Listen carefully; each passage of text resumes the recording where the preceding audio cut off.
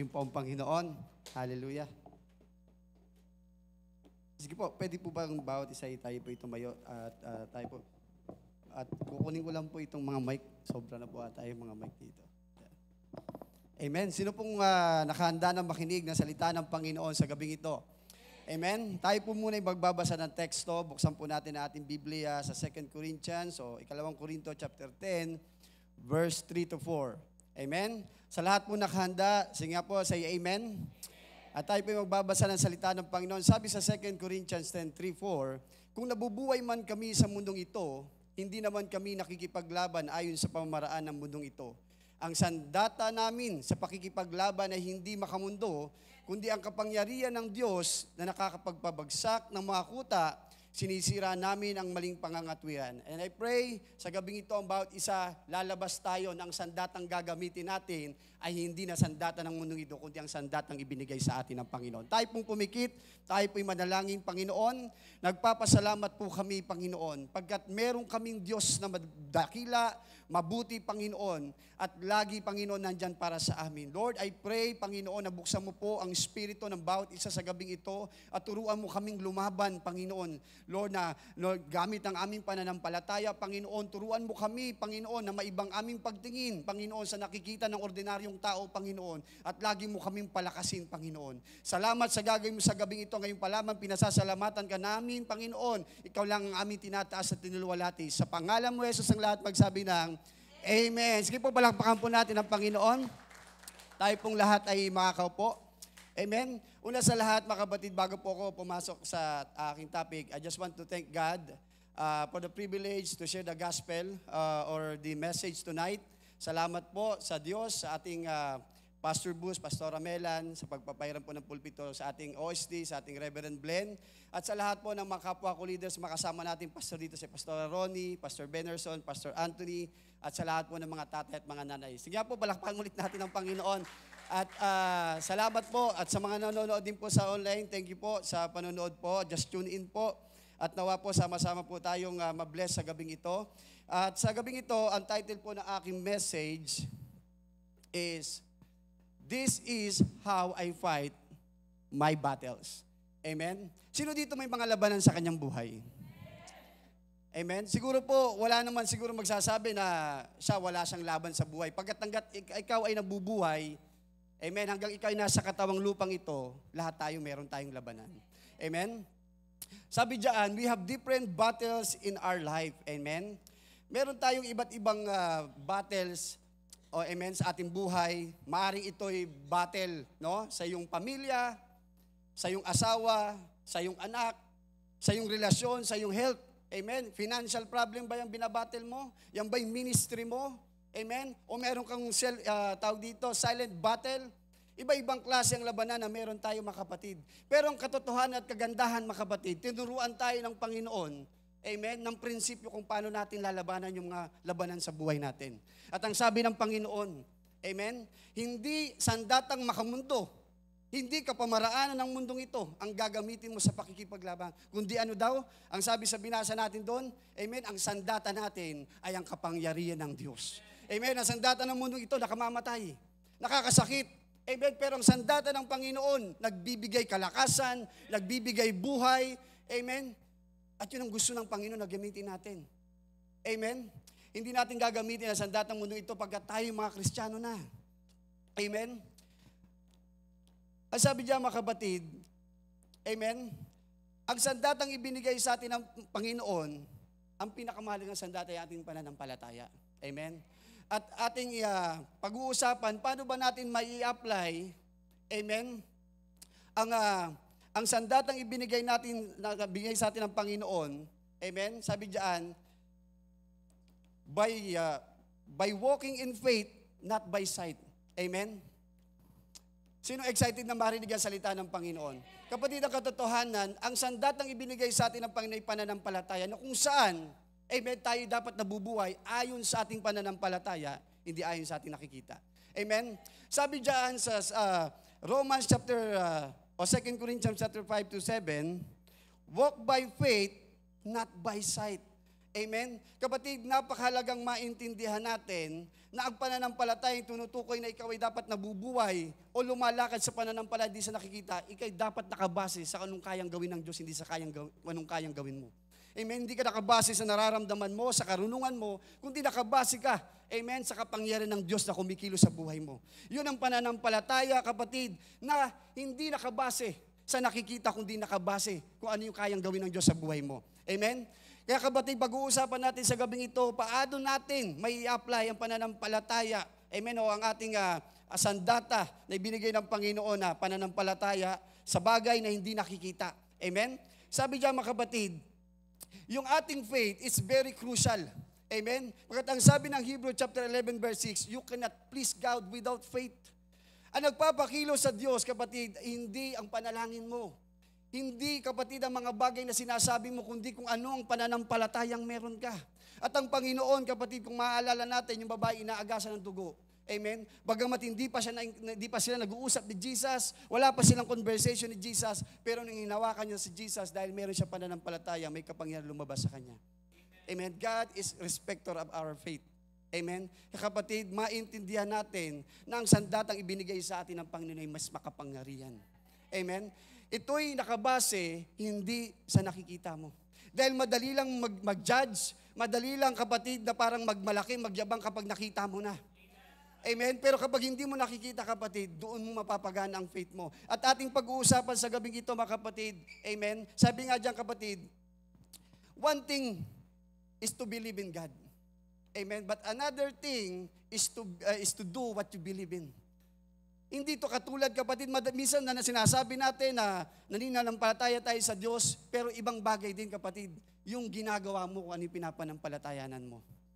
Pag sinabi mo, kapatid, na ikaw ay nananampalataya, ito ay dapat naka-align sa sinasabi mo, amen, sa ginagawa mo at sa iniisip mo. Kapatid, kalokohan ng isang pananampalataya na malayo doon sa ginagawa at iniisip at sinasabi mo.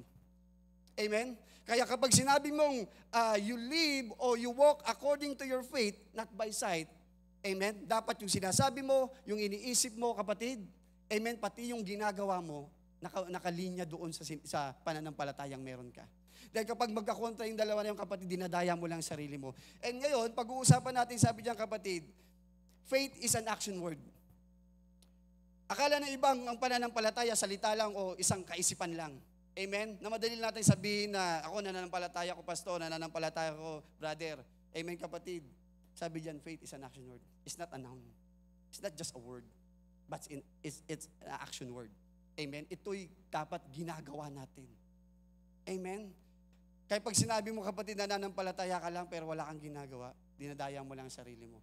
At kapatid, I'm very passionate na i-share ito po sa inyo. Nagkaroon po kami ng series sa Imus, amen, kung paano natin lalabanan yung mga battles natin. Kasi nakita ko po na ang mga Kristiyano sa panahon natin ngayon, amen, parang mga hindi Kristiyano pag lumalaban sa battle.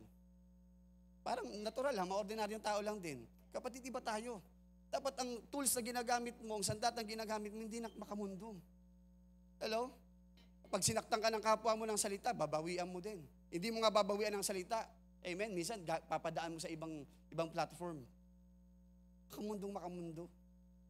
Amen? Pero sabi ng Panginoon, ang pamaraan natin ay hindi na dapat katulad ng pamaraan ng mundong ito. Ang sandata natin ay hindi na dapat katulad ng sandata ng mundong ito. Ang sandata natin ay ang kapangyarihan ng Diyos na kumikilos sa buhay natin. Amen? And one of the best illustration or story that we can rely on para maintindihan natin yung paglaban o yung paglaban natin sa ating mga labanan sa buhay sa pamamagitan ng pananampalataya na sa nakikita, pag-usapan natin, pag-aralan natin ang buhay ni David. Sino pong excited, mga kapatid? Amen? Madalas, maraming beses narinig na natin ang kwento ni David at ni Goliath. But this time, tonight, I pray, amen, na merong i-impart ang Diyos sa bawat puso natin. Amen? Na magamit natin yung buhay ni David kung paano tayo dapat lumaban sa ating mga labanan sa buhay. Tandaan natin, kapatid, marami tayong labanan. Napakarami nating labanan sa buhay. Amen? At ang tinutukoy kong labanan, kapatid, ay hindi pisikal. Amen? Mga bagay na hindi natin abot ng kaya natin, gagamitin lang natin ating sarili, kundi kailangan natin ng Diyos. Amen? At tingnan natin ang buhay na David at nagpapasalamat tayo sa Panginoon pagkat nagkaroon ng ganyang kwento na kung saan dinisenyo ng Diyos na kapag ang bawat individual, ang bawat anak ng Diyos ay humaharap sa isang labanan. Amen? Minsan kapag nakita na tayo ng higante sa buhay natin, wala na. Takbuhan na tayo. Pero makikita natin sa gabing ito kung anong prinsipyo ni David kung paano siya nagtagumpay sa kanyang laban. Sige po, simulan natin. Okay lang ba magbabasa po tayo ng teksto? Medyo mahaba lamang po ito. Pero punto por punto, lalo ihimayin po natin ito. Sige po, buksan natin ang ating Biblia sa 1 Samuel chapter 17. Ako muna pong magbabasa, pangalawa po kayo, palitan po tayo. Sabi diyan, 1 Samuel 17:1-3, nagsama-samang mahukbong Filisteo sa Soko na sakop ng Juda upang lusubin ang Israel. Nagkampo sila sa Ephes-Damim na nasa pagitan ng Soko at Azekah. Si Saul naman at mga Israelita ay nagkampo sa may libis ng Ela at doon naghanda sila sa pakikipaglaban sa mga Filisteo. Magkaharap ang dalawang pangkat, ang mga Filisteo na nasa isang burol at nasa kabila naman ng mga Israelita isang libis ang napakapagitan sa kanila. Parang ganito mga kapatid, yung pag sinabing libis, isa'y lambak. Kumbaga may bundok dito, doon sa gitna no may kapatagan. Yun ang nagsisilbing pagitan nila. Amen? Sabi diyan, sige po, next po. Sige po, basahin po natin. 1, 2, 3, go.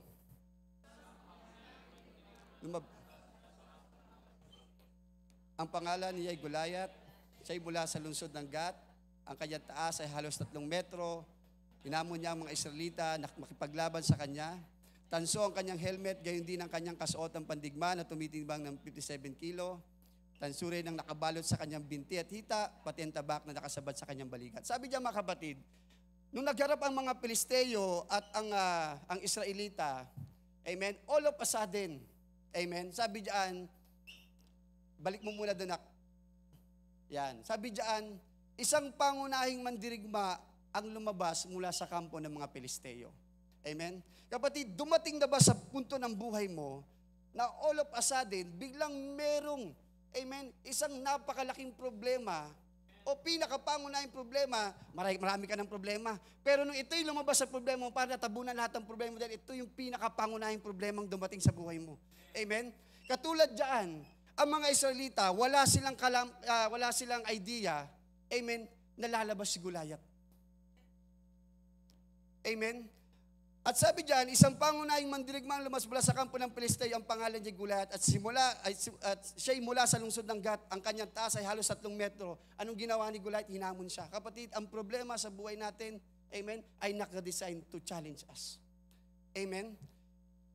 Marami sa atin dito, hindi natin minsan napipredict o hindi natin expected na biglang may lumalabas sa matinding problema sa buhay natin. Maaring ang kapatid ay sakit karamdaman, amen? Maaring ang kapatid ay relasyon sa pamilya mo na parang nasabi mo, paano ko ito susolusyonan?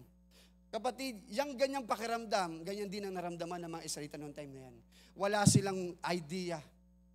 Kasi bakit? Nung sinabi ni Goliath, nung lumabas siya, sabi niya, nagangun siya sa mga Israelita na makipaglaban sa kanya at nakita nila kapatid, amen, hindi basta pangkaraniwan, amen, yung mandirigmang nakita nila sa kanilang harapan. Madalas nangyari sa ating mga buhay, so na-experience na po dito, na itong problemang ito, hindi pangkaraniwan ito sa naging nadaanan ko ng problema. Meron po bang nakaranas ng ganito dyan? Amen? Kapatid, kung nakaka-relate ka, say amen. Amen? Nang maintindihan mo na kapag dumating sa buhay mo, praise the Lord kung hindi mo pa nararanasan. Pero kung praise the Lord din kung naranasan mo na kapatid. Amen? At sabi diyan mga kapatid, sige po, next po, ang sabi diyan, ang hawakan ng sibat niya ay napakalaki at ang bakal naman natulis nito ay tumitimbang na 20 libra. Nasa unahan niyang tagadala ng kanyang kalasag. Sumigaw si Goliath sa mga Israelita, bakit nakahanay kayong lahat dyan para lumaban? Amen?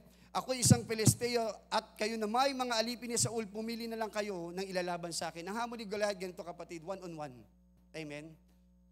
Pero nakita natin, amen, nakita natin kung pag-aaral natin yung sinasabi ni Goliath, walang lalaban sa kanya. Kasi parang hindi match yung laban. Amen? Maraming dumadating na problema sa ating buhay, kapatid, na alam natin sa sarili natin, wala tayong kapasidad manalo. Tama ba? Wala tayong kapasidad na manalo. At ang problema na yon, lagi tayong hinahamon. Hello, may kausap po ba ako? Yung problema na yan, yung Goliath na yan sa buhay natin, laging nandyan yan. Hinahamon tayo. At wala tayo, kapatid, magagawa kundi harapin yan. Ang Goliath ng buhay natin, kapatid, di natin tinatalikuran, hinaharap natin yan. Pero kapatid, nakita nyo kung babasahin natin, full armor si Goliath. Kumbaga sa buhay natin, kapatid, may mga problema sa buhay natin na kahit anong effort natin, hindi natin mapapabagsak. Ang sandatang meron tayo hindi tatalab sa Kanya. Kaya nga kailangan natin ng Diyos. Kaya kailangan natin ng Diyos. Sabi diyan, mga kapatid, amen, sa 9, naghahamon siya ng 1-on-1. Kapag ako'y natalo, sabi diyan, alipin ninyo kaming lahat. Ngunit kapag siya naman ang natalo, kayo naman ang aalipinin namin. Inahamon ko kayo, ang hukbo ng Israel. Pumili kayo ng ilalaban nyo sa akin.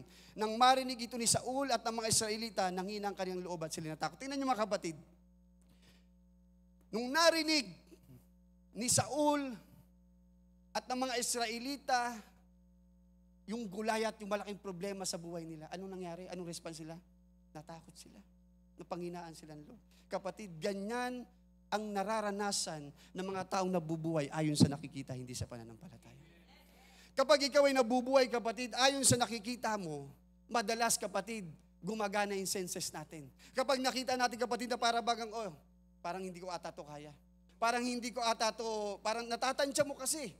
Ang sakit pa ng mga Kristiyano ganito. Kapag may dumadating na problema sa atin, ang bilis ng mathematics natin.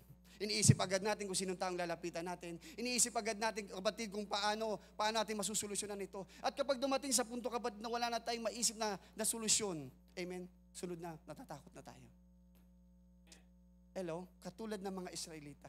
Nung narinig nila yung boses ni Goliath at naghahamon itong taong ito, itong Filisteyong ito na very confident, nang sabi niya, 1-on-1 na lang.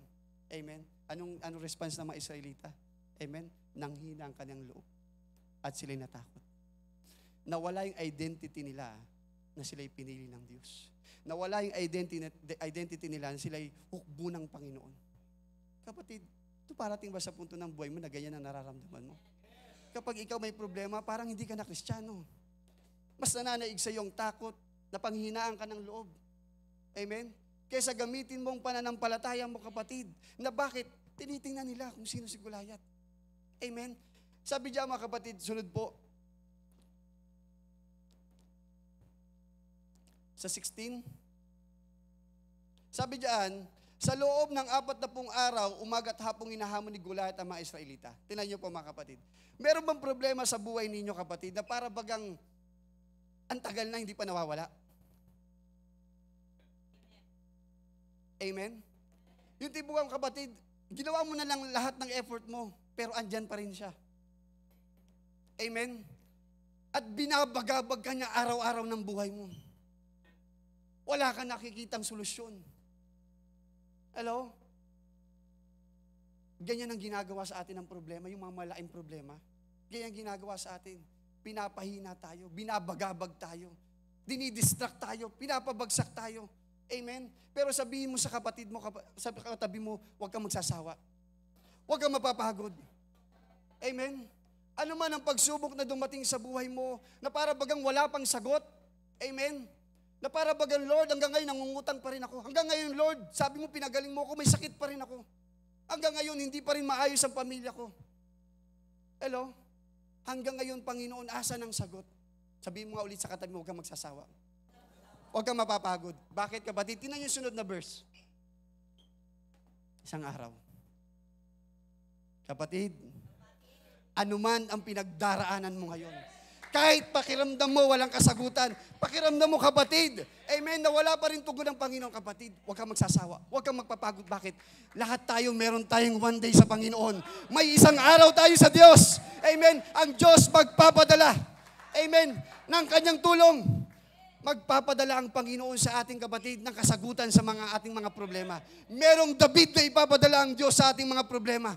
Kung meron kang Goliath sa buhay mo, meron ding David na ipapadala ang Diyos sa buhay mo. Palakpakan natin ng malakas ang Panginoon. Ang sabi diyan, kapatid, isang araw, inutusan ni Jesse si David, anak, dalhin mo agad itong 5 salop ng sinangag na trigo at 10 tinapay sa iyong mga kapatid na nasa kampo. Nakita nyo, kapatid, 40 days and 40 nights. Binabagabag ng problema, ng malaking problema, Israelita. Sila'y takot na takot. Hindi nila alam, may kasagutan pa ba ito? Maaring sa atin may mga ganun tayong nararanasan. Pero katulad ng sinabi ko, may one day tayo lahat sa Panginoon. Meron David na ipapadala sa atin ng Diyos. Amen? Kapatid, kung ang gulayat ng buhay mo, ang pamilya mo di pa nakakilala sa Diyos, merong one day si Lord para sa kanila. Amen? Kung ikaw ay nakakaranas sa sakit karamdaman, kapatid, na para bagang, Lord, paulit-ulit na nararamdaman ko na naman siya. Lord, sinabi mo, pinagaling mo na, huwag kang magsasawa. May one day ka sa Panginoon. Darating ang David ng buhay mo. Ipapadala ng Diyos ang David ng buhay mo para sa iyong gulayat. Nakadesign ang gulayat mo. Kapatid, kung merong gulayat, tandaan natin, laging merong David ang Diyos. Kailangan natin magtiwala sa Diyos. Merong one day ang Panginoon sa bawat isa sa atin. Kaya huwag tayong magsasawa. Amen? Huwag tayong magsasawa, mga kapatid. Sabi diyan, kapatid, next verse po. Kinabukasan, maagang bumangon si David, ipinagbili niya sa ibang mga tupang inalaga at nagpunta sa lugar ng labanan. Dala ang pagkain pinabibigay ng kanyang ama na dumating siya sa kampo, palusob na ang buong hukbo at sinisigaw ang kanilang sigaw pandigma. Nagharap na ang pangkat ng Israelita at ng mga Filisteo. Iniwan ni David sa tagapag-ingat ng kagamitan ng kanyang dala at tumuli siya sa lugar ng labanan upang kamustahin ang kanyang mga kapatid. Yung mga kapatid, from being a shepherd, no? Siya'y tagapag-alaga ng tupa ng kanyang ama, nandoon siya sa bukid, sa field. Ngayon, napunta siya sa battlefield. Amen? Pero kapatid, si David, kahit wala siya doon sa comfort zone niya, panatag siya. Kasi alam niya, kahit saan siya pumunta, kahit saan dali ng Diyos ang kanyang panyapak, sasamahan siya ng Panginoon. Pagtatagumpayin siya ng Panginoon. Sabi diyan, maghaharap ng Pilisteo. Nung nakita ni David, paglulusuban na. Amen? Maglulusuban na nung time na yon. Tingnan po natin sa susunod na verse. Sabi diyan, samantalang sila'y nag-uusap-usap, tumayo na naman si Goliath. Ayan na naman, lumabas na naman yung problema. Kasi kapatid, ang isang problema, yung mga higante, agad din natin napapabagsak yan, pabalik-balik yan. Amen? Yung test na ibinibigay ng Diyos, hanggat di natin napapasayan, amen, nandyan palagi yan. Amen? Wala tayong choice. You have to pass the test. Amen? Hanggat andyan yung gulayat niya, kaya ang gulayat ng buhay mo, tatakbuhan. Amen? Tatakbuhan, kapatid, dahil hinaharap ang gulayat ng buhay natin. Sabi niya, mga kapatid, samantalang sila nag-uusap-usap, tumayo na naman si Goliath sa una ng mga Filisteo at muling hinamon ng mga Israelita. Narinig ito ni David. Amen? Nang makita si Goliath, ang mga Israelita ay nagtakbuhan dahil sa matinding takot. Sinabi nila, tingnan niyo siya, pakinggan niyo siya. Amen?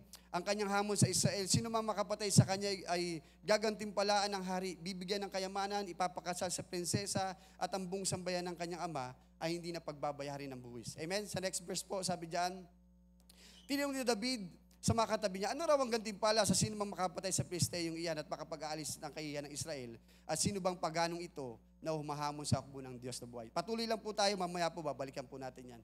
Sabi sa 31, nakarating kay Saul ang mga sinabi ni David at pinatawag niya ito. Pagdating kay Saul, sinabi ni David, hindi po tayo dapat masiraan ng loob dahil sa Filisteyong iyon. Ako po ang lalaban sa kanya. Amen? Sabi sa 33, sinabi ni Saul, hindi mo kaya ang Filisteyong iyon. Batang-bata ka pa, samantalang siya isang mahusay na mandirigma mula sa kanyang kabataan. Tingnan niyo mga kapatid, gusto ko itong bigyan ng punto. Sabi diyan, nakarating kay Saul ang mga sinabi at pinatawag siya. Amen? Kasi nagpinursyon ni David eh. Amen? Isipin mo kung gaano ka-confident si David. Amen? Pero si Saul, sabi ni Saul sa 33, hindi mo kayang Pilisteyong iyong batang-bata ka pa samantalang siya isang mahusay ng mandirigma mula sa kanyang kabataan. Amen? Nakakalungkot lang, madalas marami tayong ganyang klaseng Kristiyano. Amen? Mas hinahangaan pa o binagmagni pa yung problema kaysa sa kayang gawin ng Diyos sa kanilang buhay. Tingnan mo kung paano ni-recognize ni Saul si Goliath. Sinabi niya, ano daw sabi niya? Isang mandirigma. Amen? Ganun niya pa, minamagni pa yung problema sa kanyang buhay. Amen? Ganun niya pa binibigyan ng label. Kapatid, dumating na ba sa buhay mo na imbis paniwalaan mo at i-magnify mo kayang gawin ng Diyos, mas minamagnify mo pa yung problema sa buhay mo? Kaya tanong mo anong nangyayari? Anong response si Saul? Ang tinitingnan niya yung kahinaan ni David. Hindi niya nakikita yung sinasabi ng Panginoon. Amen? Na ginagamit si David ng Panginoon. Ang nakikita niya, yung kahinaan ni David. Kaya nga kapatid, napakahalaga bilang mga Kristiyano. Amen? We walk, Amen? Not by sight. Amen? We walk by faith, not by sight. Hindi tayo nakatingin kung ano yung nakikita natin. Iba tayo tumingin. Amen? Napakahalaga na maintindihan natin, kapatid. Kaya maraming Kristiyano laging talo. Para tayong mga Israelita madalas. Pag nakita natin ang problema, takbuhan na tayo. Amen? Kapatid, kung gagamitin lang natin yung kapangyarihan ng pananampalataya binigay sa atin ng Diyos, magkakaroon tayo ng puso ng katulad ni David. Amen? Hindi pa naman niya nakikita yung problema, tinatanong niya na yung reward. Alam niya, panalo na siya eh. That's the faith. Amen? Yun ang pananampalataya, amen, na hindi nakabase sa nakikita. Amen? Kundi nakabase sa kayang gawin ng Panginoon. Sabi diyan, mga kapatid, tuloy po natin. Ngunit sinabi ni David kay Saul, ako po ang nag-aalaga sa kawan na aking ama, kapag ang isang mga tupay na alagaan ko ay tinatangay ng leon o oso. Hinahabol ko po ito, tinaagaw ang tupa. Kapag hinarap ako ng leon o oso, hinahawakan ko ito sa pangat pinapatay. Nakapatay na po ko ng mga liot mga oso, isasama ko po sa mga ito, ang Pilisteyong iyon, sapagkat nilalait niya hukbo ng Diyos na buhay. Iligtong pa ni David, iligtas ako ni Yahweh mula sa mga mababangis na leon at mga oso. Ililigtas din niya ako sa kamay ng Pilisteyong iyon. Amen? Sabi sa susunod na verse, kaya't sinabi sa Saul, kung gayon, labanan mo siya at samahan kanawa ni Yahweh. At pinasuot niya kay David ang kanyang kasuotang pagdigma, ang helmet at tansang pambal sa katawan. Nang maisakbat na ni David ang tabak ni Saul at sinubukang lumakad, hindi siya halos makabang sapagkat hindi siya sanay sa ganung kasuotan. Kaya't sinabi niya kay Saul, hindi ko na po gagamitin ang mga ito. At tinubad niya ang nasabing kasuotang pagdigma. Pagkatapos sinampot niya ang kanyang tungkod, namulot siya ng 5 makikinis na bato sa sapa, niligay sa kanyang supot at pampastulat lumakad sa upang harapin si Goliath. Tingnan niyo mga kapatid, nung nakita ni Saul at pinasuot niya yung armor niya kay David, nakita niya si David hindi makagalaw. Kung ikaw yung hari, isasangkalan mo ba yung buong Israel sa isang bata, amen, na walang kayang gawin? Kung ako bilang hari, mas pipiliin ko na ako na lang lumaban kay Goliath. Baka si Goliath may pagkakataon pang matalo ko si Goliath, pero ito isang bata na to. Amen, na hindi nga makagalaw, suot-suot yung armor ko. Amen, na parang mascot. Mag-iisip ako. Pero si Saul, base sa mga sinasabi ni David, amen, nakonbinsi niya si Saul. Dahil si Saul ay pinili din ng Panginoon. At bumabase si Saul, nakita niya yung mga sinasabi ni David at kung paano sinasabi ni David itong mga bagay na to, ang tinataas si David, hindi ang kanyang sarili, kundi ang Panginoon. Amen? Kaya nakumbinsi niya si Saul. Amen? Sabi ni Saul, sige, samahan ka ng Panginoon. Sabi niya sa susunod na verse, si Goliath naman ay lumakad din palapit kay David. Sa ulian ng tagalan ng kanyang panangga, ito na maghaharap na sila. Amen? Nang makita niyang si David ay isa lamang kabataan, may maamong itsura, nilait niya ito. Tingnan mo kapatid, yung mga problema at pagsubok ng buhay natin, amen? Isa sa mga karakter talaga yan, i-down ka. Pababagsakin ka talaga yan. Hindi ka niyan itatayo, ibabaong ka talaga yan. Amen? Lalaitin ka ng problema mo. Kaya kapatid, wag mong hayaan na laitin ng kaaway ang Diyos na pinaglilingkuran natin sa pamamagitan ng buhay mo. Amen? Kaya tayo dapat nananampalataya tayo. Hindi nakabase sa ating nakikita, kundi sa kayang gawin ng Panginoon sa atin. Amen? Sabi diyan mga kapatid, maghaharap na sila. Ayan na, nang makita niyang si David ay isa lamang kabataan, ay maamong itsura, nilait niya ito, pakutyang tinanong, akala mo sa akin, aso bang lalaban at may dala kang patpat? At si David ay sinumpa ng Pilisteo sa pangalan ng Diyos. Sinabi pa niya, halika nga rito at may papakain kong bangkay mo sa mga ibot panghayop. Next verse po. Sumagot si David, ang dala mo'y tabak, sibat at pantusok, ngunit lalabanan kita sa pangalan ni Yahweh.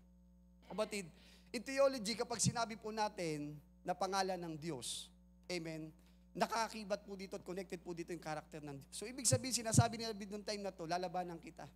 Amen? Ang Diyos mismo ang lalaban sa iyo. Kasi ang pangalan ng Diyos at ang karakter ng Diyos ay hindi pwedeng magkahiwalay. Amen? Kung ano ang Diyos, amen, na sinabi ng Biblia, walang mahirap sa Kanya, siya ang Diyos ng mga Diyos, amen, siya'y makapangyarihan, walang kayang tumapat sa Kanya, yun ang sinasabi ni David na itong panglalaban ko sa iyo. Ang Diyos ng mga Diyos, ang Diyos na walang katulad. Amen? Sabi diyan mga kapatid, ang makapangyarihan Diyos ng Israel na iyong hinahamak. Ngayong araw na ito, ibibigay ka ni Yahweh sa aking kamay, pababagsakin kita at pupugutin ko ang ulo mo. At ipapakain ko sa mga ibon, sa mga bangis na hayop ang mga bangkay ng kawal ng hubong Pilisteo. Sa gayon, malaman ng buong daigdig na may Diyos ang Israel. At makikita ng lahat ng natin na makapagliligtas si Yahweh kahit walang tabak at sibat. Kay Yahweh ang labanang ito at ibinigay na niya kayo sa aming mga kamay. Kapatid, ito yung magandang punto. Maghaharap na sila. Amen? Sabi diyan sa 48, nagpatuloy ng paglapit si Goliath, patakbo siyang sinalubong ni David sa lugar ng laban. Tingnan mo kapatid, gaano ka-confident si David. Amen? Parang ganito yan mga kapatid. Di ba, pag minsan ikaw, ayaw ko kung meron dito nakaranas na merong kalaban tapos ang laki. Parang minsan dadaragin mo rin eh. Amen? Nakita mo yung paano si David umatake, palusog talaga siya. Very confident siya na siya'y mananalo. Amen? Doon mo makikita na sa mata ni David, talo na si Goliath. Hindi niya nakikita ang Goliath yun. Nakikita niya wala lang yun, maliit lang yun para sa kanya. Kaya very confident siya. Kasi tayo minsan, pag tayo umarap sa ganung para tayong yung sayunachi, pepeki tayo kunyari, tapos yung sayo na tsinelas mo, sabi, takbo ka. Amen? Pero si David, kapatid, ibahin mo si David. Sabi ni David, pupugutan kita ng ulo, kinasa niya yung 45 niya. Nilagyan niya ng bala. Yung tirador na gamit niya, sabi niya, isang bala ka lang, Goliath. At nung kanyang kinasa, pinatamaan niya. Anong nangyari kay Goliath? Bumagsak si Goliath. Amen? Isipin mo yung pananampalatayang David, tirador lang yung hawak niya, pero ang pili niya, 45. Amen? Nilagyan niya ng bala, kinasa niya. At ano nangyari? Tinamaan niya si Goliath. Bumagsak si Goliath, kapatid. Amen?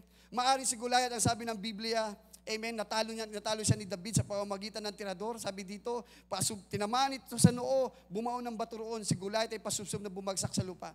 Natalo nga ni David si Goliath sa pamamagitan ng tirador at bato. Napatay niya ito kahit wala siyang tabak.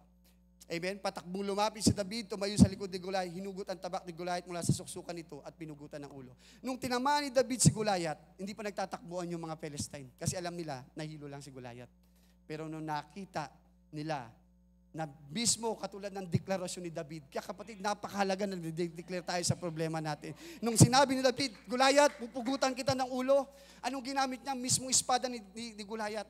At nakita ng mga Israelite, ng mga Palestine na pugot ng ulo ni Goliath, understood na sa kanila na patay na yung hero nila.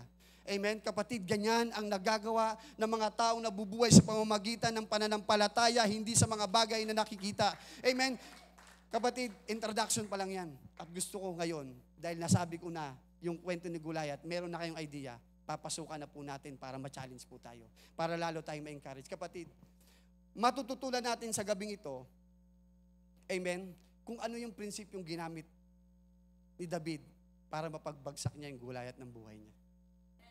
Sino pong nakahanda na? Amen? Sabi diyan mga kapatid, unang puntos po, amen, na ginawa ni David para mapagbagsak niya ang Goliath sa kanyang buhay. Pakipindot po, sabi diyan, David see things differently.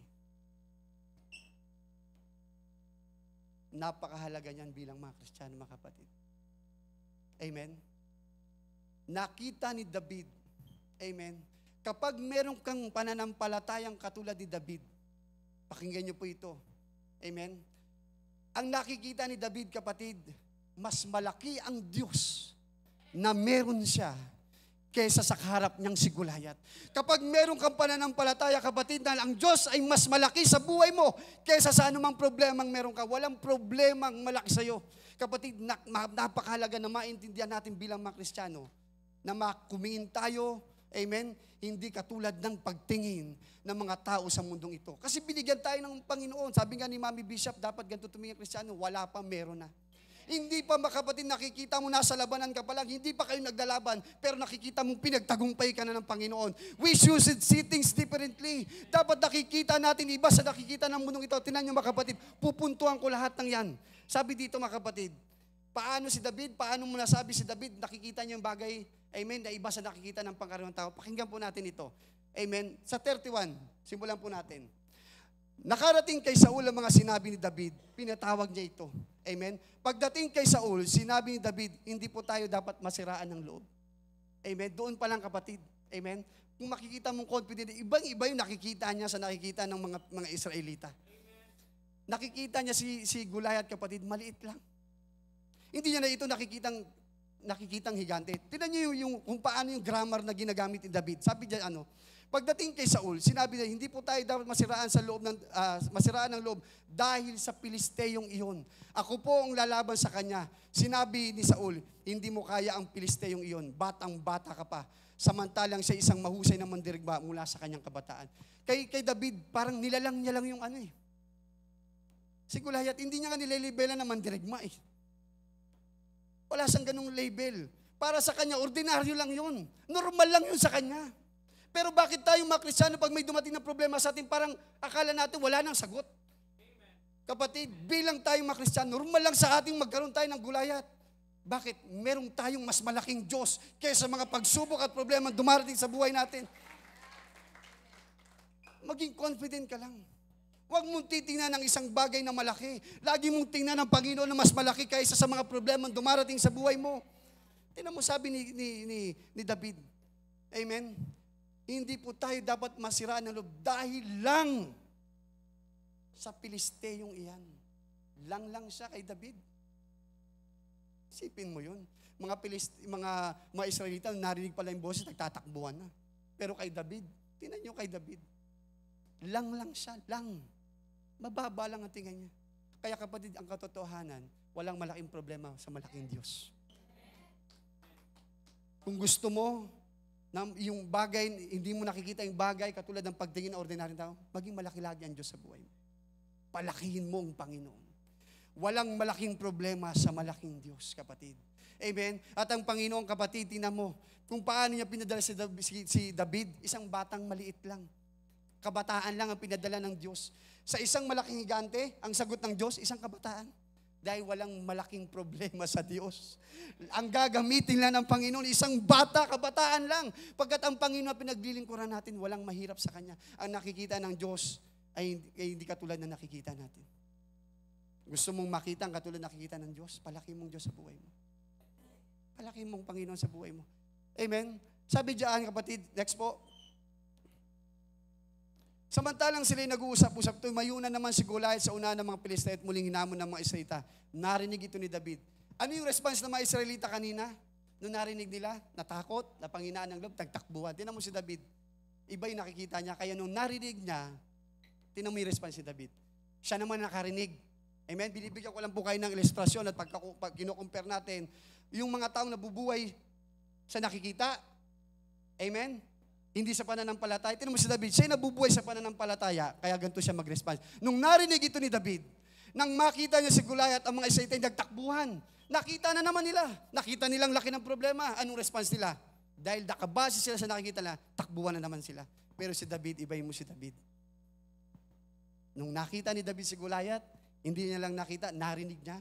Amen? Sabi diyan, nang makita niya si Goliath, ang mga Israelita nagtakbuhan dahil sa matinding takot. Sinabi nila, tingnan niyo siya, pakinggan niyo ang kanyang hamon sa Israel. Sino mang makapatay sa kanya ay gagantimpalaan ng hari, bibigyan ng kayamanan, ipapakasal sa prinsesa at ang buong sambayan niya ng kanyang ama ay hindi na pagbabayarin pa ng buhay. Kapatid, one thing. Amen? Kapag may dumating na problema sa buhay natin, katulad diyan, ini-encourage nila, tingnan niyo problema. Kapag lalo mong tinignan ang problema, pinakinggan mo yung sinasabi ng problema, matatakot ka lang, manghihina ka lang, madidistract ka lang, kapatid. Huwag mong tingnan ang problema, tingnan mo ang Diyos. Focus mo yung mata mo sa Panginoon. Amen? Huwag mong titingnan ang problema, huwag mong pakikinggan ang sinasabi ng problema. Ang pakinggan mo kung ano yung sinasabi ng Panginoon sa buhay mo. Tingnan mo ang kayang gawin ng Panginoon sa buhay mo. Huwag kang titingin sa problema, katulad ni David. Narinig niya si Goliath. Amen? Nakita niya si Goliath. Pero hindi siya nakafocus doon. Pagkat kay David, wala pa, meron na. Para sa kanya, tagumpay na siya. Kaya kapatid, anong sunod niyang tanong? Ano ba reward? Ano ba reward? Kapag ikaw ay merong mga mata, amen, na nakatingin, hindi sa nakikita mo, kundi kung anong kayang gawin ng Diyos sa buhay mo, hindi ka titingin. Titingnan mo agad, Lord, ano bang ibibigay mo sa akin pag natapos ko ito, napasa ko itong test na ito? Ano bang bagong pananampalataya, liban ng pananampalataya, mararanasan ko kapag, Lord, naranasan ko ito, natapos ko ito, napabagsak ko itong problemang ito. Kapatid, katulad ni David, amen, hindi siya nakatingin sa problema, nakatingin siya sa Panginoon. Hindi niya pinakikinggan ang sinasabi ng tao, amen. Minsan maraming tao ganyan, i-distract ka eh. Sabihin, hindi mo kaya yan. Masyadong malaki yan sa'yo. Amen. Pero kapatid, huwag kang makikinig sa tao. Pakinggan mo sinasabi ng Panginoon. Pagkat sa Diyos, walang mahirap. Kapag tiningnan mo na ang problema, pinakinggan mo ang problema, manghihina ka na. At magsisimula, kapatid, unti-unti. Amen? Kakainin ka na ng takot. Kaya katulad ni David, sabi mo sa katabi mo katulad ni David. Amen? Tingnan mo ang Panginoon. Sabi diyan, mga kapatid, amen? Sa next po, sabi diyan, don't let your circumstances change your view of God. Let God change the way you view your circumstances.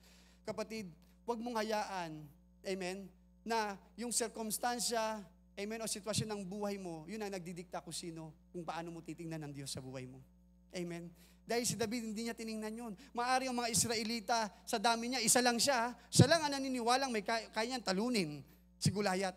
At ang lahat na nakapaligid sa kanya, walang kayang gumawa nun. Amen. Pero yung point of view ni David, amen, hindi nakabase sa circumstansya na meron siya. Kundi nakabase ang point of view ni David kung sino ang Diyos sa pinaglilingkuran at anong kayang gawin ng Diyos sa kanyang buhay. Tingnan mo ang nangyari, kapatid. Amen. Kung paano siya mag-react. Amen. Kaya ano man ang mga bagay na nangyari sa buhay mo, kapatid, hindi mo pwedeng sabihin na parang nakikita mo ang sitwasyon mo, bagsak. Hanggang ngayon, may nararamdaman ka sakit karamdaman, di maayos ang pamilya. Akala mong Diyos wala nang pakialam sa'yo. No. Hindi mo yun madidefine. Hindi madidefine ang sitwasyon ng buhay mo kung sino ang Diyos. Kundi hayaan mo ang Diyos, amen, i-define kung ano yung sitwasyon ng buhay na meron ka. Amen? Sabi diyan, mga kapatid, next po, sabi diyan, tinanong ni David sa makatabi niya, ano raw ang gantimpala sa sino man makakapatay sa Pilisteyong iyan at sa makakalis ng kahiyan sa Israel? At sino ba ang paganong ito na humahamon sa hukbo ng Diyos na buhay? Tingnan mo, mga kapatid, kung paano siya mag-response. Para sa kanya, si Goliath, pagano lang. Ang mga Israelite, ang baba ng tingin nila sa sarili nila. Tingin nila, ordinaryong soldier lang sila, pero paano sila tinitingnan ni David? Tinitingnan sila bilang hukbo ng Diyos.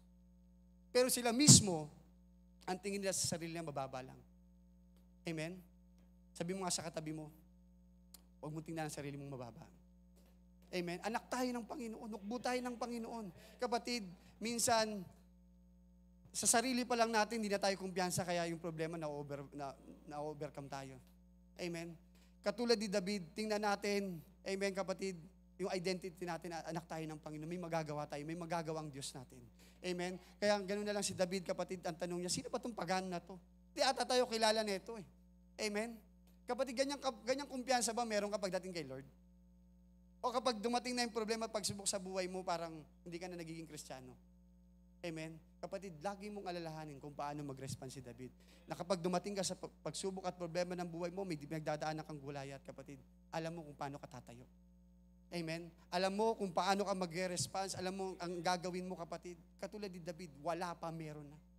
Amen? Sino nakakala dito, sinabi ni Mami Bishop, wala pa, meron na. Ganyan ang pananampalataya, kapatid. Hindi mo pa nakikita. Amen? Kine-claim mo na. Nagde-declare ka. Sige, palakpakan natin ang Panginoon. Amen? Kapatid, napakaganda na gamitin yung principle ni David kapag umarap tayo sa... Kaya yan, I believe, nabuo yung istorya na yan kasi gusto ng Panginoon na maunawaan ng kanyang mga anak kung paano magtatagumpay sa mahigante ng buhay natin. Amen? Na hindi tayo dapat titingin, kundi dapat tumingin tayo sa Panginoon. Hindi natin titingnan yung physical. Tingnan natin ang kayang gawin ng Panginoon sa buhay natin. Amen? Sabi diyan, amen? 1 Samuel 17:38-39, at pinasuot niya kay David ang kanyang kasuotang padigma, ang helmet at ang tanso ng pambalot sa katawan ng may sakbat ni David at tabak ni Saul, at sinubukang lumakad, hindi siya halos makakbang sapagkat hindi siya sanay sa ganung kasuotan. Kaya sinabi niya kay Saul, hindi ko na po gagamitin ang mga ito. At tinubad niya ang nasabing kasuotan. By faith, amen? By faith, naniniwala si David na ang sandatang makamundo, amen? Kapamaraan ng mundong ito, amen, ay hindi niya nakakailanganin sa labanang ito. Ang gagamitin niya na ay ang sandata at kapangyarihan ng Panginoon. Kapatid, marami sa atin, kaya hindi tayo nagtatagumpay sa labanan ng buhay natin kasi ang sandatang gamit mo ay luma pa rin sandata. Ang paraan na ginagamit mo ay luma pa rin paramaan. Hindi pa rin yung binigay na ng Panginoon sa buhay natin. Amen? Pero ang sabi ng Panginoon, hubarin mo na yan. Hubarin mo na yan, kapatid. Hindi ka magtatagumpay sa laban. Amen? Hindi ka makapagpabagsak ng higante sa buhay mo kung ang kapamaraanan mo ay lumang style pa rin. Amen? Ang sabi ni David, hindi ko na po isusuot yan. Sa mata ni Saul, yun ang dapat. Pero sa mata ng Diyos, hindi mo yung kailangan. Ang kailangan mo, kapatid, ay sandata ng Panginoon. Amen? Hindi tayo nakikipaglaban. Amen? Sabi ng Biblia sa ating foundation verse kanina, ang sandata natin ay hindi makamundo, kundi ang kapangyarihan ng Diyos sa buhay natin. Kaya kapatid, alam mo yung bagay na ayaw ng Diyos sa'yo? Alam mo yung mga paraan? Alam mo yung sandatang ayaw ng Diyos na gagamitin mo? Hubarin mo na. Huwag mo na isuot. Isuot mo yung bagong sandata at kapangyarihan na binigay sa iyo ng Panginoon. Amen? Yun ang gamitin natin, kapatid. Kapag meron kang pagsubok, amen, sa buhay natin, one thing, kapatid, gusto ko ito i-share sa inyo. Pag may problema ka, huwag mo sasabihin sa tao. Sabihin mo sa Diyos. Ang luma mong kapamaraanan pag may problema ka, pinansyal, hanap ka agad ng mauutangan mo. Sabihin mo muna sa Diyos. Luma na yun eh. Ang kapamaraanan na ibinibigay ng Panginoon sa atin, lagi siyang unahin mo. Amen? May problema, may pagsubok ka, anything, unahin mo ang Panginoon. Huwag mo nang gamitin ang lumang sandata, kapatid. Katulad ni David. Ang sabi niya dyan, hindi ko na po gagamitin ang mga ito. At tinubad niya ang nasabing kasuotan. Sabi mo sa katabi mo, barin mo na. Amen? Isuot mo na yung bagong sandatang ibinigay ng Panginoon sa iyo. Sabi diyan, mga kapatid, amen? 1 Samuel 17:47, at makikita ng lahat na narito, makapagliligtas si Yahweh kahit walang tabak at sibat. Amen? Kay Yahweh ang labanang ito at ibinigay niya kayo sa aming kamay. Amen, kapatid? Katulad ng sinabi ko kanina, kapag meron kang pananampalataya sa Diyos, amen, alam mo pinagtagumpay ka na ng Panginoon. Alam mo, kapatid, na ang Diyos makapagliligtas kahit hindi gamit ang sandata ng mundong ito. Kasi madalas doon tayo nakakapit eh. Pero kapatid, pwede ba pagtiwalaan mo ang Diyos? Subukan mong gamitin ang kanyang espada, ang kanyang sandata. Kapag mayroong taong no-offend sa'yo, may taong nagagalit sa'yo, pag-ibig ang isukli mo, gumawa ka lagi ng kabutihan. Huwag mo nang gantihan. Amen. Gamitin mong sandata ng Panginoon, huwag na sandata ng mundong ito. Amen. Katulad ng sinabi ko, ang sandata ng mundong ito nakapagpapabagsak ng relasyon, nakasisira ng buhay, nakakasakit ng puso ng tao, pero ang sandata ng Panginoon nagbibigay buhay, nagbibigay ng kalakasan, nagbabago ng buhay. Amen. Yun ang gamitin natin, mga kapatid. Amen. Sabi diyan, mga kapatid, amen, pangalawang punto, sabi diyan, David remember how God has given him victory before. Sino dito yung nakaranas na sobrang overwhelming yung problema niya, tapos sinabi niya sa sarili niya, parang hindi ko na to kaya. Parang dito na matatapos. Parang hindi na ako makapagpatuloy. Parang hanggang dito na lang ako. Sino dito nakaranas na nun? Na nasabi niya sa sarili niya na parang eto na to. Kung meron man akong problema na sa tingin ko hindi ko mapagtatagumpayan ito to. Meron ba nakaranas ng ganun dito? Amen? Napatanong ka na, paano na? Amen? Paano na? Lord, paano na? Anong gagawin ko? Pero tingnan mo, kapatid, yung tanong mo na yon, bakit ngayon nakaupo ka dyan? Napagtagumpayan mo na. Amen? Naisip nyo ba somehow na, natanong nyo ba sa sarili nyo minsan na marami na rin kayong pagsubok na malalaki noon na natanong nyo sa sarili nyo na paano na, pero hanggang ngayon nakatayo pa rin tayo. Katulad ni David, kapatid. Tingnan mo si David, kapatid. Paano niya pinagtagumpay ang pagsubok na higante sa buhay niya? Paano niya ginawa? Amen? Sabi diyan, inalala niya lahat ng kabutihan ng Diyos sa kanya. Amen? Kapatid, katulad ni David, every time na may darating na malaking pagsubok sa buhay natin, pakinggan niyo po ito. Kung gusto mong magtagumpay, amen, alalahanin mo ang lahat ng kabutihan, amen, ng tagumpay na binigay ng Panginoon sa'yo noon. Amen? Dahil ang Diyos na pinaglilingkuran mo, pakinggan niyo po ito, ay Diyos na hindi nagbabago. Kung pinagtagumpay ka ng Panginoon noon, pagtatagumpayin ka pa rin niya ngayon. Kaya ang sabi ng Biblia, pakinggan mo natin ang sabi ng Biblia. Amen? Sabi ng Biblia, sa 34, ngunit sinabi ni David kay Saul, nung kausap ni Saul, anong ginawa ni David? Inalala niya lahat ng kabutihan ng Diyos. Sabi ni David, ako po'y nag-aalaga ng kawan ng aking ama. Kapag ang isa sa mga tupang inalagaan ko'y tinatagay ng leon o oso, hinahabol ko po ito, tinaago ang tupa. Kapag hinarap ko ang leon o oso, hinahawakan ko isang pangat, pinapatay. Nakapatay na po ako ng mga leon at mga oso, isasama ko po sa mga itong Pilisteo sapagkat ang nilalait niya ay ang hukbo ng Diyos na buhay at inugdong pa ni David. Bago pumasok ng kapatid, nakita niyo ba, nung si David, imagine niyo lang nung si David ay kinakalaban niya yung mga oso, imposible hindi siya nasugatan. Hindi posibleng naging madali lang sa kanya, pero hindi siya nag-focus, hindi niya sinabi na kahit po ako'y may sugat, kahit ako, hindi siya nagsabi na anumang negative. Ang pinukosan lang ni David, yung mga positibong bagay na ginawa ng Panginoon sa kanya. Ang itinaas niya lang ay yung mga bagay na ginawa ng Panginoon sa kanyang katagumpay na binigay ng Panginoon. At ang sabi niya, iniligtas ako ni Yahweh. Iniligtas ako ni Yahweh mula sa mabangis na hayop. Amen, sa leon at mga oso. At kung paano akong niligtas ni Yahweh noon, kaya pa rin niya akong iligtas ngayon. At ililigtas pa rin ako ng Panginoon. Kapatid, dumadaan ka man sa matinding pagsubok ng buhay mo, ang sikreto, alalahanin mo kung paano kang pinagtagumpay ng Diyos noon. Amen? Pagkat ang Diyos na pinaglilingkuran natin is the same God yesterday, today, and forever. Ang Diyos na pinaglilingkuran natin, kapatid, ay yung Diyos na hindi nagbabago. Yung Diyos na hindi kumukupas. Diyos na walang hanggan. Kakapatid, kung meron ka man mga labanan sa buhay mo, isang sekreto ganito. Kapag every time na magtatagumpay ka sa laban, dapat ang naitataas ang Diyos. Kasi kapag hindi ang Diyos na itaas, at inalala mo yung tagumpay mo, at alam mong ang Diyos ang hindi nataas doon, kapatid, amen, mismo ikaw sarili mo, hindi ka kumpiyansa na magtatagumpay ka ulit. Kasi hindi naman Diyos ang nagtagumpay noon sa'yo, ikaw. Pero kapag alam mo, ang Diyos ang itinaas mo sa lahat ng mga labanan mo sa buhay mo, ang Diyos, ang sinasabi mo, dinideklar mo siya nagtagumpay, kapatid, you are very confident na alam mo sa sarili mo na anumang laban na meron ka, hindi yun sa'yo, sa Diyos yun. Ang labanan ay hindi sa'yo, kundi sa Diyos. Kaya meron kang kumpiyansa. Amen? Meron kang kumpiyansa na pagtatagumpayin ka muli ng Panginoon. Sabi diyan, mga kapatid, one thing, sariwain mo. Minsan kasi, kapatid, ito yung problema ng mga Kristiyano, hindi na sariwa sa iyo yung mga tagumpay na ginawa ng Diyos sa buhay mo. It's very true. Alam mo, kapatid, sa akin lang po, personal. Every time na ako'y nagkakaroon ng problema, wala akong ginagawa kundi balikan kung paano ko pinagtagumpay na. It's very true. Inaalala ko, at sa akin, sariwang-sariwa pa lahat yun. Kung paano ako nagsimula sa church, lahat ng pinagdaanan ko sa Panginoon, yun ang ginagawa ko. At unti-unti na-activate na naman yung faith ko sa Panginoon. Lumalakas ako. At sinasabi ko sa sarili ko, Lord, kung pinagtagumpay mo nga ako noon, pagtatagumpayin mo rin ako.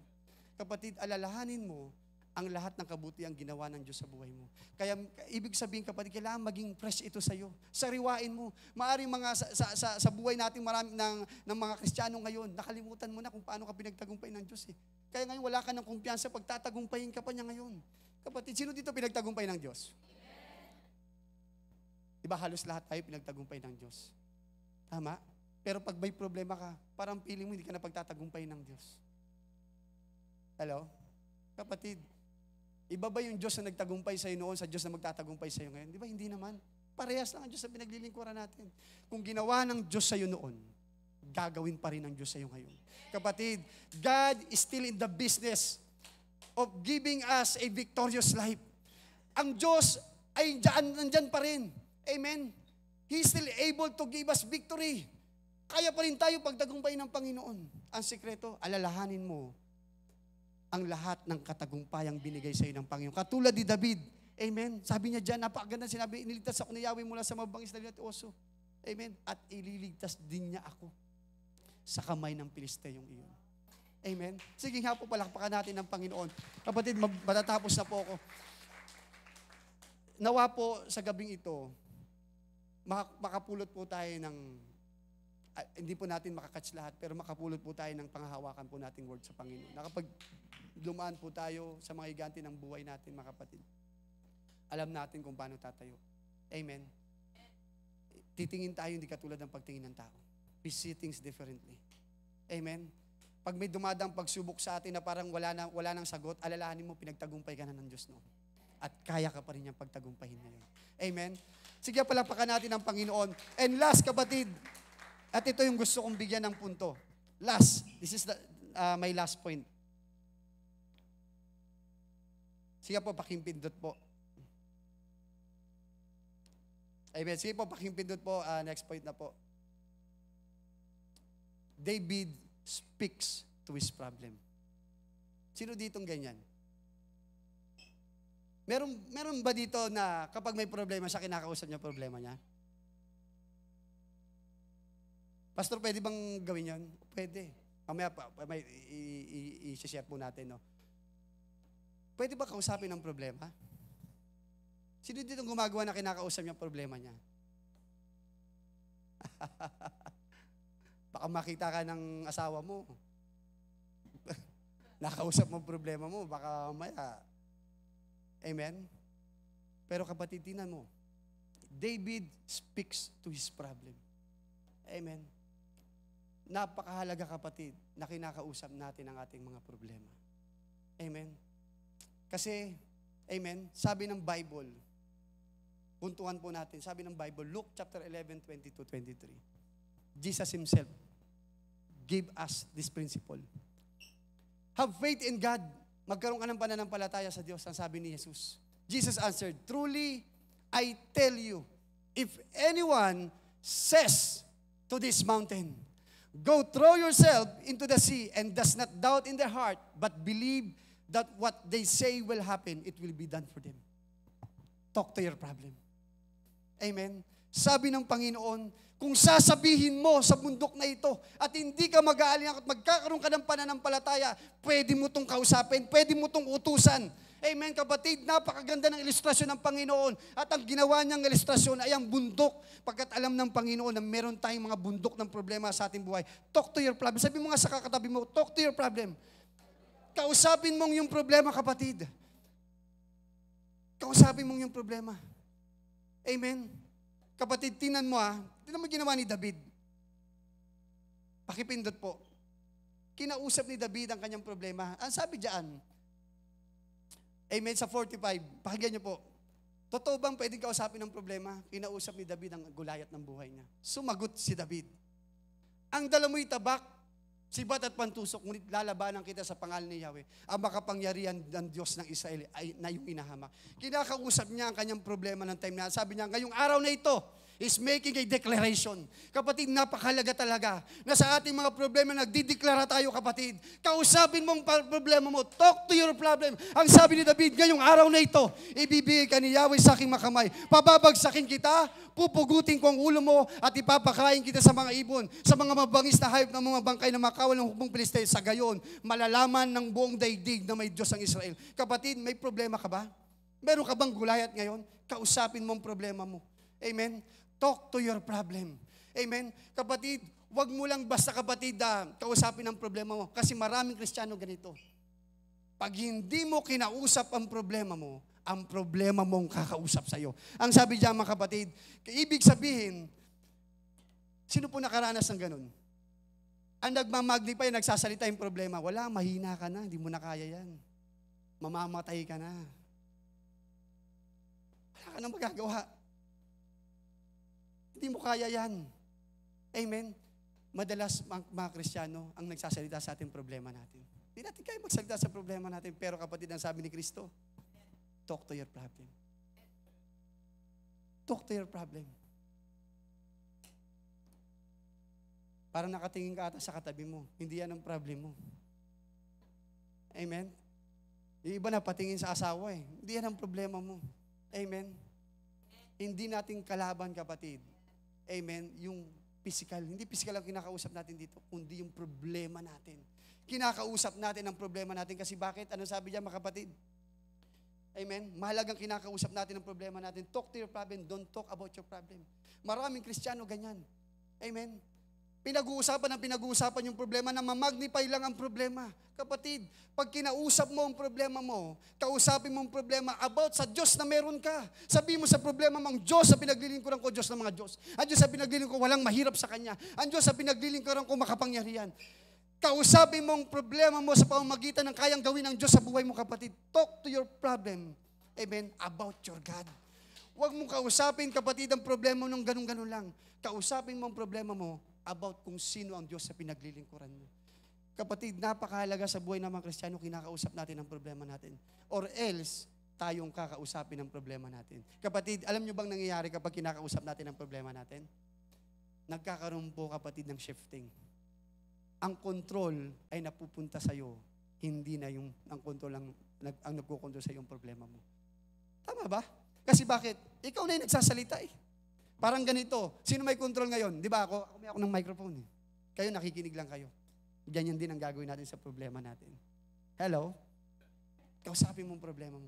Talk to your problem. Amen? Dahil kapag hindi mo yung ginawa, ang problema mo ang kakausap sa'yo. Sino gustong ang problema niya kumakausap sa kanya? Amen? Kausapin mo ang problema mo. Sige nga, tingnan mo yung katabi mo. Kausapin mo yung problema mo. Amen? Hindi naman natin problema yung mga yan. Amen? Hallelujah. Speak to your problem. Sabi diyan, kausapin mo ang problema mo, huwag mong hayaan ang problema mo kumausap sa iyo. Speak to your problem. Talk to your problem, kapatid. Kausapin mo ang problema mo. Parang dumabi ata problema natin bigla. Amen? Kapatid, napakahalaga na kinakausap natin ang ating problema. Sige, palakpakan natin ang Panginoon. Amen? Kapatid, napakahalaga sa buhay natin. Tapos na po ako. Amen? Na tayo nabubuhay hindi nakabase sa nakikita natin. Katulad ni David. Amen? He walked by faith, not by sight. Amen? He see things differently. He remember how God has given him victory. Amen? Speak to his problem. Amen? Kinakausap ni David ang kanyang problema. Amen? At kapatid, katulad ng sinabi ni Kristo, kung mayroon kang pananampalataya at di ka mag-aalinlangan, kaya mong utusan ang bundok ng problema mo, kaya mong kausapin ang problema mo, layas problema, pera, pasok, kaya mong utusan ng mga bagay, kaya mong kausapin ang problema. Sino may problema sa pera? Amen? Kausapin mo ang pera. Kausapin mo ang problema mo. Gusto mo makilala ang pamilya mo sa Diyos? Amen? I-deal mo sa Panginoon. Kausapin mo ang problema mo, yung nagiging reason bakit hindi sila nakakilala sa Diyos. Kapatid, may kapangyarihan ng ating mga labi. Kapag ginamit mo ng tama ang labi mo, kinausap mo ang problema, makikita mo, totoo pala yung sinabi ng pastor. Iba'y naramdaman ko, kanina hihina ako eh. Kasi yung problema lang, salita ng salita sa akin eh. Pero ngayon, dahil ikaw na nagsasalita sa problema, inuutusan mo ng problema mo. Amen? Kaya mo nang utusan ng problema mo. Alis, layas. Amen? Kaya pag bukas pala ng pinto at nakita mo yung problema mo, nag-uubad pala ng sapatos, sabi mo, layas! Hindi naman natin mga asawa yon. Amen? Baka mamaya may mag-chat sa akin, may mag-text sa akin, sabi ni pastor, palayasin ko na yung problema at ikaw ang problema ko, kaya layas!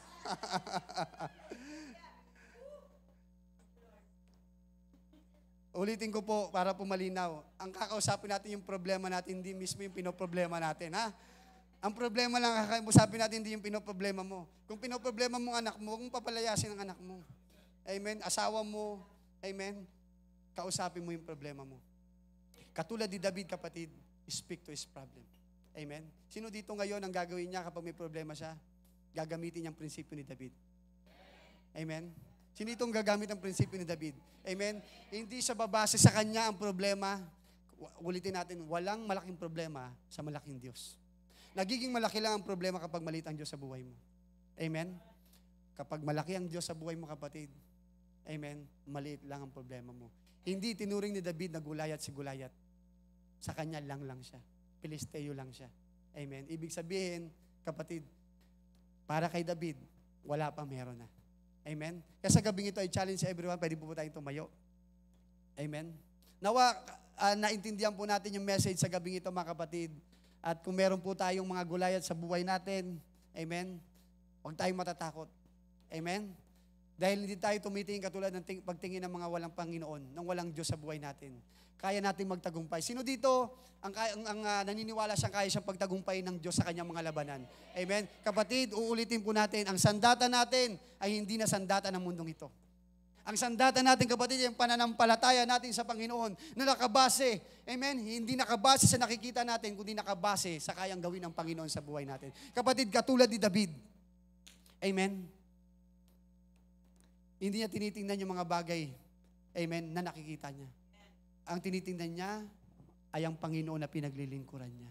Ang tinitingnan niya yung pangako ng Panginoon sa kanyang buhay, ang kayang gawin ng Panginoon sa kanyang buhay. Amen? Dumating man sa time, kapatid, na tayo ay ma-discourage, alalahanin mo kung paano ka pinagtagumpay ng Panginoon.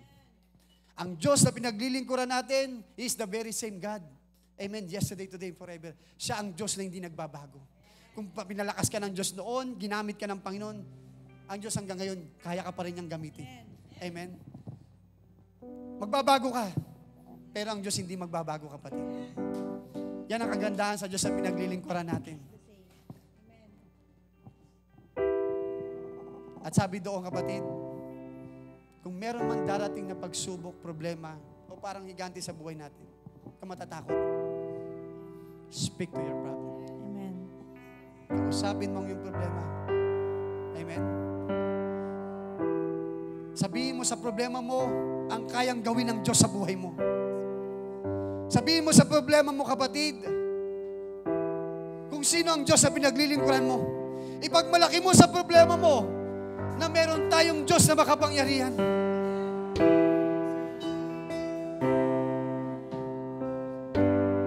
Kapatid, I pray na sa gabing ito,